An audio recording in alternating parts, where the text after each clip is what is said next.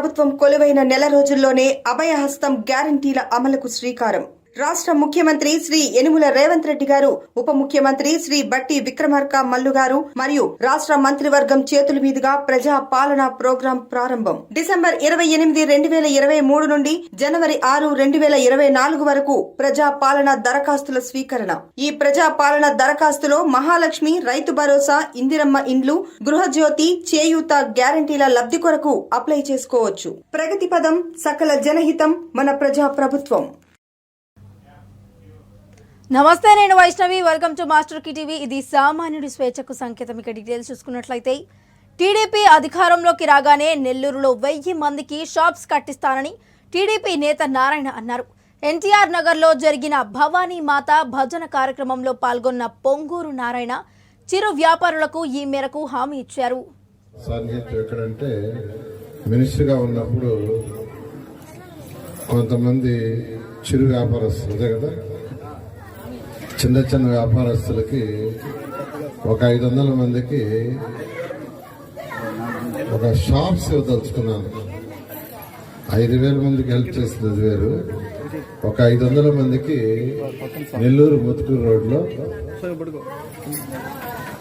ఏ విధంగా అయితే మన సండే మార్కెట్ ఉంది కదా, సుబ్రహ్మణ్య స్వామి టెంపుల్ దగ్గర షాప్స్ చిన్న చిన్నవి, అలాంటి షాప్స్ ఒక 500 మన ముత్తుకూరు రోడ్డు పోయే నారాయణ మెడికల్ కాలేజీ పోయే రోడ్డు ఉంది కదా, మెయిన్ రోడ్, ఆ రోడ్లో ఒక 500 పెట్టాలని, ఒక 500 మందికి జీవనభృతి కలిగేటట్టుగా చేస్తామని మన యొక్క నెల్లూరులో అక్కడక్కడ చిన్న చిన్న బండ్ల మీద అమ్ముకునేవాళ్ళు, ఆ కూరగాయలు అమ్ముకునేవాళ్ళు, పండ్లు అమ్ముకునేవాళ్ళు, వాళ్ళకు ఒక 500 మంది చేస్తామని ప్లాన్ చేసి ఫస్ట్ అధికారులకి శాంక్షన్ కూడా చేశాను. శాంక్షన్ నుంచి మోడల్ చేయమంటే ఒక 5 కూడా మోడల్గా చేసి అక్కడ పెట్టారు. అయితే ఇందులోకి ఎలక్షన్స్ వచ్చేసినాయి. తప్పు చేస్తే ఎవడైనా శిక్ష అనుభవిస్తాడని మంగళగిరి ఎమ్మెల్యే ఆర్కే సంచలన వ్యాఖ్యలు చేశారు. జగన్ రెడ్డి కూడా ఏదో ఒకరోజు శిక్ష అనుభవిస్తారని ఆయన అన్నారు. కరోనా టైము, ఆ టైంలో ఆర్థికంగా రాష్ట్రం అంతా కూడా ఇబ్బందులు ఉన్నాయి. వెయిట్ చేశాము. తర్వాత సుమారు 2.5 సంవత్సరాల కాలం పాటు నేను ముఖ్యమంత్రి గారి దగ్గరికి వెళ్ళటం, అనేక సార్లు ఆయన అధికారులతోటి సమీక్షలు చేయటం, మంగళగిరి అభివృద్ధి కోసం 1200 కోట్ల రూపాయలని మరి కన్సల్టేట్ని పెట్టి ఏ పనులు చేయాలని చెప్పేసి డిపిఆర్లు కూడా సిద్ధం చేసుకోవడం కూడా జరిగింది. 1200 కోట్ల రూపాయలు ఇవ్వలేములే, ఇబ్బందులుగా ఉన్నాయని చెప్పేసి దాన్ని 500 కోట్ల రూపాయలకి కుదించటం, 500 కోట్ల రూపాయలు మళ్ళా తిరిగి 350 కోట్ల రూపాయలు కుదించటం, మళ్ళా తిరిగి 350 కోట్లని 125 కోట్ల రూపాయలకు కేటాయించడం జరిగింది. అంటే చివరికి 1200 కోట్ల రూపాయల నుంచి 125 కోట్ల రూపాయలకి. విశాఖ పట్టణంలో ఊడ్చుకుందాం ఆంధ్ర కార్యక్రమాన్ని నిర్వహించారు. ఈ కార్యక్రమంలో Visakha deputy mayor Sridhar, Visakha mayor Harikumari భర్త శ్రీనివాస్ చీపురు పట్టి రోడ్లు ఊడుస్తూ కనిపించారు.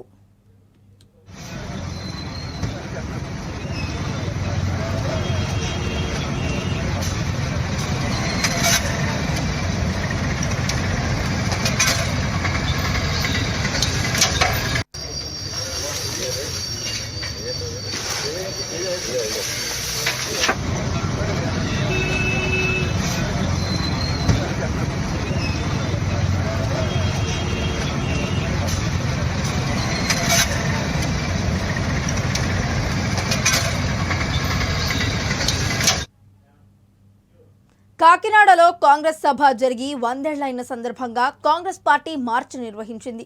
ఈ కార్యక్రమంలో గిడుగు రుద్రరాజు, పళ్ళం రాజు, సుంకర పద్మశ్రీ తదితరులు పాల్గొన్నారు.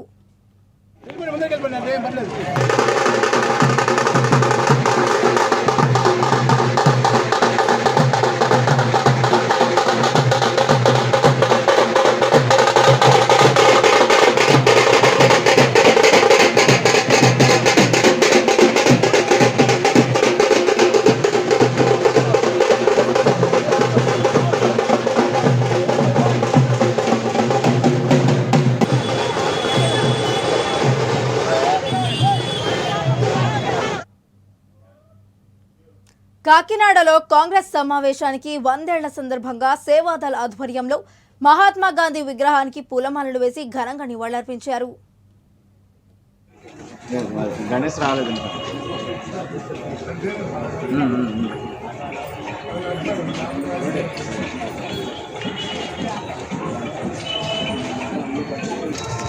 जोहार महात्मा गांधी जी, जोहार महात्मा गांधी जी, जोहार महात्मा गांधी जी, జాతిపిత మహాత్మా గాంధీ, జాతిపిత మహాత్మా గాంధీ, జాతిపిత మహాత్మా గాంధీ, జాతిపిత మహాత్మా. వైఎస్ఆర్సీపీ రాష్ట్ర ప్రభుత్వం నవరత్నాలు అనే పేరుతో ప్రజలను మోసం చేస్తోందని అమలాపురం మాజీ ఎమ్మెల్యే ఐతాబత్తుల ఆనందరావు అన్నారు. అంబేద్కర్ కోనసీమ జిల్లా అమలాపురంలో జరిగిన ఈ సమావేశంలో ఆయన మాట్లాడారు. నవరత్నాలు కాదు నవ మోసాలు అనే 158 పేజీల పుస్తకాన్ని టీడీపీ నాయకులు ఆవిష్కరించారని విమర్శించారు. ఎస్సీ, బీసీ, ఓసీలను వైఎస్ఆర్సీపీ ప్రభుత్వం మోసం చేసిందని, కార్పొరేషన్ లోన్ కూడా ఎత్తివేసిందని ఆగ్రహం వ్యక్తం చేశారు. రాష్ట్ర తెలుగుదేశం పార్టీ ఆదేశాల మేరకు అమలాపురం అసెంబ్లీ నియోజకవర్గంలో ఈ యొక్క దుర్మార్గమైన వైసీపీ పార్టీ అధినేత ఈ రాష్ట్ర ముఖ్యమంత్రి జగన్మోహన్ రెడ్డి చేస్తున్నటువంటి తొగ్గులక పరిపాలన మీద, అతను ఈ ప్రజలకు చేసిన మోసాల మీద, అతను చేసిన దోపిడీ మీద, అన్నిటి మీద కలిసి ఈరోజు నవరత్నాలు నవ మోసాలు అనే బుక్లెట్ని, ఒక పుస్తకాన్ని రోజు రాష్ట్ర వ్యాప్తంగా 175 నియోజకవర్గాల్లో ఆవిష్కరణ చేయడం జరుగుతుంది. దాంట్లో భాగంగానే ఈ పుస్తకం యొక్క కవర్ పేజీని మీకు చూపిస్తున్నాం. ఇది 158 పేజీల పుస్తకం. అంటే అంత పెద్ద పుస్తకం వచ్చిందంటే ఈ జగన్మోహన్ రెడ్డి ప్రజలకు ఇచ్చినటువంటి హామీలు ఏది కూడా అమలు చేయకుండా ఈరోజు అందరినీ మోసం చేసి మరో కొత్త నాటకాలతో ఈరోజు మళ్ళీ ఎన్నికలకు రావడానికి సిద్ధపడుతున్నాడు. ఈ సందర్భంలో రాష్ట్రాన్ని ప్రభుత్వం ఇచ్చిన హామీలను అన్ని అమలు చేసేందుకు దరఖాస్తులు స్వీకరిస్తున్నామని నోడల్ అధికారి రఘునందన్ రావు అన్నారు. ఖమ్మం నగరంలోని తేకులపల్లిలో నిర్వహించిన ప్రజాపాలన 6 గ్యారంటీల దరఖాస్తుల స్వీకరణను వ్యవసాయ శాఖ కమిషనర్తో కలిసి ఆయన పరిశీలించారు. ఈ సందర్భంగా మాట్లాడుతూ అందరూ సకాలంలో దరఖాస్తులు నమోదు చేస్తే త్వరగా సంక్షేమ ఫలాలు అందించేందుకు సులువు అవుతుందని వారు తెలిపారు. కార్యక్రమంలో భాగంగా అందరూ కూడా ప్రభుత్వం చేపట్టినటువంటి పథకాలను వినియోగించుకోవాలని, ప్రతి ఒక్కరు కూడా ప్రజల వద్దకి పాలనకు ఈరోజు మన వద్దకి అన్ని పథకాలను కూడా ప్రభుత్వం తీసుకొస్తుంది కాబట్టి ఆరు గ్యారెంటీ అమలు చేయకలి నూతన పాలన ప్రజాసేవ ఈ పాలన.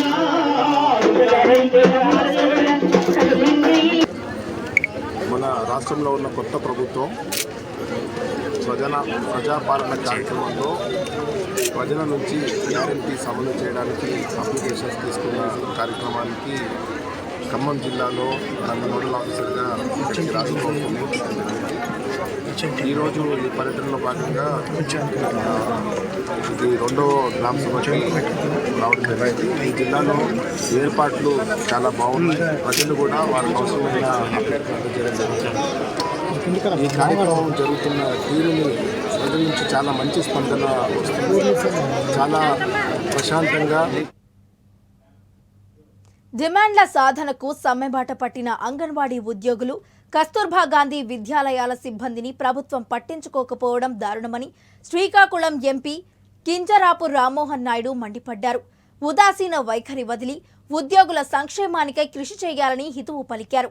ఉద్యోగులకు తనతో పాటు టీడీపీ ఎప్పుడూ అండగా ఉంటామని, అధైర్యపడవద్దని భరోసానిచ్చారు.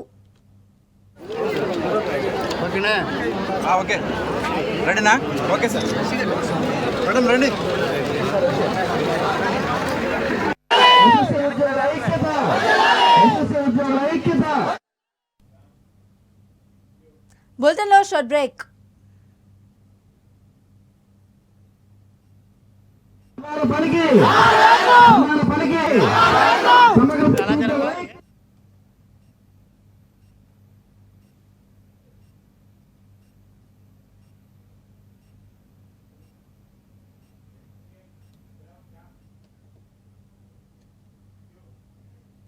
Welcome back. కాళేశ్వరం ప్రాజెక్టు మీద పెట్టిన డబ్బు మొత్తం వృధా అని, పైగా ప్రజల పైన వడ్డీలు పడుతున్నాయని మంత్రి ఉత్తమ్ కుమార్ రెడ్డి అన్నారు. కాళేశ్వరం ప్రాజెక్టు నిర్మాణంపై జ్యుడిషియల్ విచారణ చేయబోతున్నామని అన్నారు. ప్రాజెక్టు నిర్మాణంలో లోపం జరిగిందని, డిజైన్, కన్స్ట్రక్షన్ ఫెయిల్ అయ్యాయని వారు ఆరోపించారు.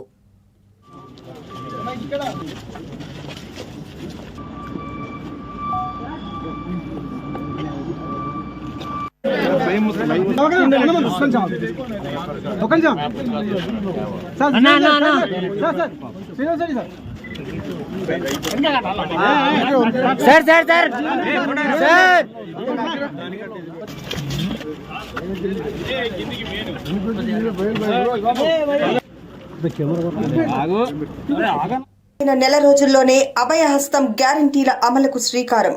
రాష్ట్ర ముఖ్యమంత్రి శ్రీ యనుమల రేవంత్ రెడ్డి గారు, ఉప ముఖ్యమంత్రి శ్రీ బట్టి విక్రమార్క మల్లు గారు మరియు రాష్ట్ర మంత్రివర్గం చేతుల మీదుగా ప్రజా పాలన ప్రోగ్రాం ప్రారంభం. డిసెంబర్ 28, 2023 నుండి జనవరి 6, 2024 వరకు ప్రజా పాలన దరఖాస్తుల స్వీకరణ. ఈ ప్రజా పాలన దరఖాస్తులో మహాలక్ష్మి, రైతు భరోసా, ఇందిరమ్మ ఇండ్లు, గృహజ్యోతి, చేయూత గ్యారంటీల లబ్ధి కొరకు అప్లై చేసుకోవచ్చు. ప్రగతి పదం, సకల జనహితం, మన ప్రజా ప్రభుత్వం. అధికారంలో ఉన్నా లేకున్నా ప్రజల పక్షాన ఉండి వారి సమస్యలు ఎప్పటికప్పుడు పరిష్కారం అయ్యేలా చూడాలని BRS working president, Sircilla MLA KTR municipal కౌన్సిలర్లు, పార్టీ శ్రేణులకు పిలుపునిచ్చారు. కాంగ్రెస్ ఇచ్చిన హామీలని అమలు చేసే వరకు, పథకాలు ప్రజలకు చేరే వరకు పోరాడాలని వారు సూచించారు. రాజన్న సిరిసిల్ల జిల్లా కేంద్రంలో కేటీఆర్ విస్తృతంగా పర్యటించారు.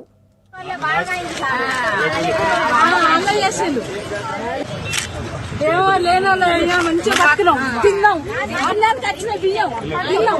మళ్ళీ ఇంత కోస అయితే బియ్యం కొనుకొచ్చుకున్నాం 5 కిలోలు, 3 కిలోలు, 4 కిలోలు. మళ్ళీ జాగ్రత్త వచ్చేటట్టున్నది. మీ తరఫున కొట్లాడుతాను, మీ తరఫున మాట్లాడుతుంది, నేను గెలిపించి గెలిచే సీట్లు జగన్ దొంగల ముఠాకి, ఓడిపోయే సీట్లు బీసీలకు. చిత్తశుద్ధి ఉంటే కడప ఎంపీ, పులివెందుల ఎమ్మెల్యే సీట్లు బీసీలకు ఇవ్వాలని నారా లోకేష్ అన్నారు. ఒక్క సామాజిక వర్గం ఇచ్చుకుంటున్నారు, అది కరెక్టా? సో ఇప్పుడు గుంటూరు వెస్ట్ ఇచ్చారు, వేవ్లో కూడా గెలవలేదు వాళ్ళు. నంబర్ 1. మంగళగిరి 2 సార్లు గెలిచారు, ఈసారి గ్యారంటీగా వైకాపా పార్టీ ఓడిపోతాం ఖాయం. అది తెలిసే ముందలు తప్పిచ్చారు. దానికన్నా ఏం చేశారు చెప్పండి? కడప ఎంపీ ఇవ్వమనండి, బీసీలకి కడప ఎంపీ ఇవ్వమనండి. ఎవరు ఇవ్వద్దంటున్నారు?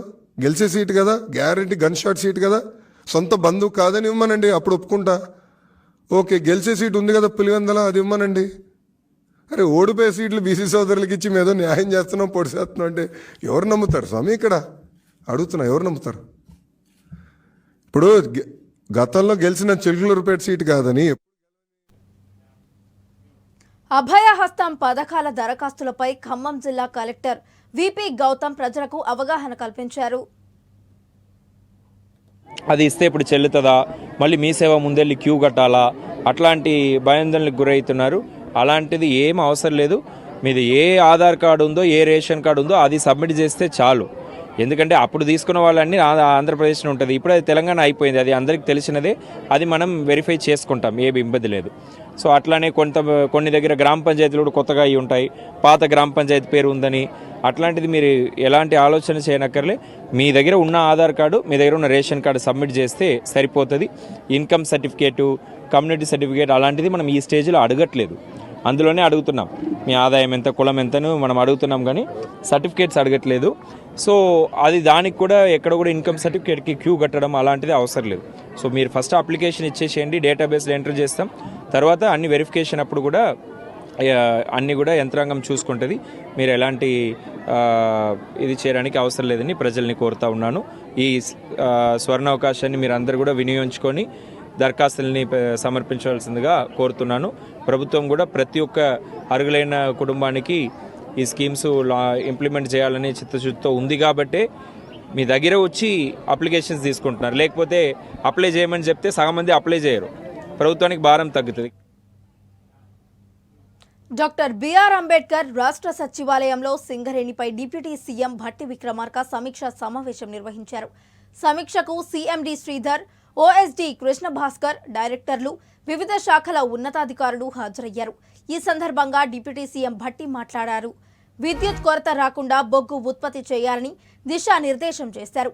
వేసవి కాలంలో విద్యుత్ కొరత రాకుండా రాష్ట్రంలో అన్ని థర్మల్ కేంద్రాలకు, ఇతర రాష్ట్రాల్లోని థర్మల్ కేంద్రాలకు బొగ్గును నిరంతరాయంగా ఉత్పత్తి చేసి రవాణా చేయాలని వారు తెలిపారు.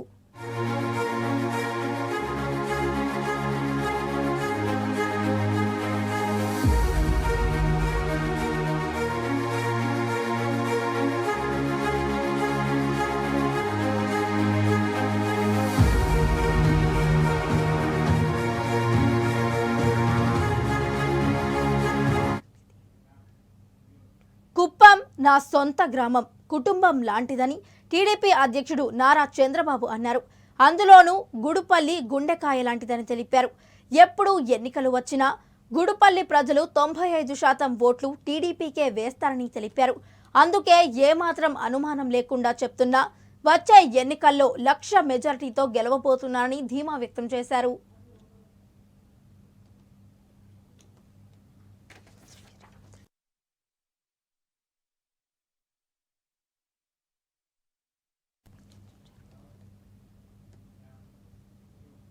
ముఖ్యమంత్రి రేవంత్ రెడ్డిని ప్రముఖ నటుడు నాగార్జున దంపతులు కలిశారు. వారు నివాసంలో మర్యాదపూర్వకంగా కలిసి పలు విషయాలపై చర్చించారు.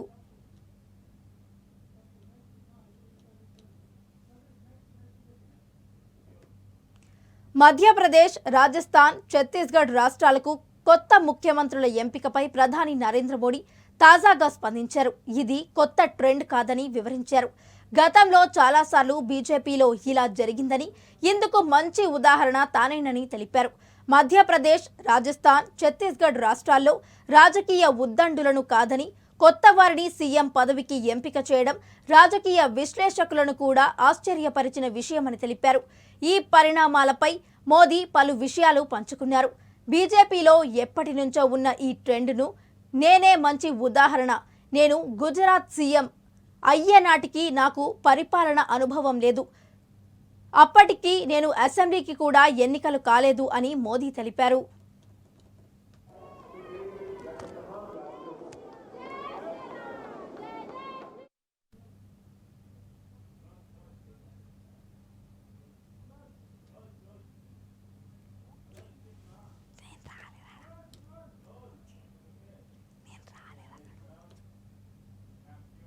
ఇక ఇవి ఈ బులెటిన్ అప్డేట్స్. మరిన్ని అప్డేట్స్ తో మళ్ళీ కలుద్దాం. అంటిల్ కీప్ వాచింగ్ మాస్టర్ కి టీవీ. ఇది సామాన్యుడి స్వేచ్ఛకు సంకేతం. ప్రజా ప్రభుత్వం కొలువైన నెల రోజుల్లోనే అభయహస్తం గ్యారంటీల అమలుకు శ్రీకారం. రాష్ట్ర ముఖ్యమంత్రి శ్రీ యనుమల రేవంత్ రెడ్డి గారు, ఉప ముఖ్యమంత్రి శ్రీ బట్టి విక్రమార్క మల్లు గారు మరియు రాష్ట్ర మంత్రివర్గం చేతుల మీదుగా ప్రజా పాలన ప్రోగ్రాం ప్రారంభం. డిసెంబర్ 28, 2023 నుండి జనవరి 6, 2024 వరకు ప్రజా పాలన దరఖాస్తుల స్వీకరణ. ఈ ప్రజా పాలన దరఖాస్తులో మహాలక్ష్మి, రైతు భరోసా, ఇందిరమ్మ ఇండ్లు, గృహజ్యోతి, చేయూత గ్యారంటీల లబ్ధి కొరకు అప్లై చేసుకోవచ్చు. ప్రగతి పదం, సకల జనహితం, మన ప్రజా ప్రభుత్వం.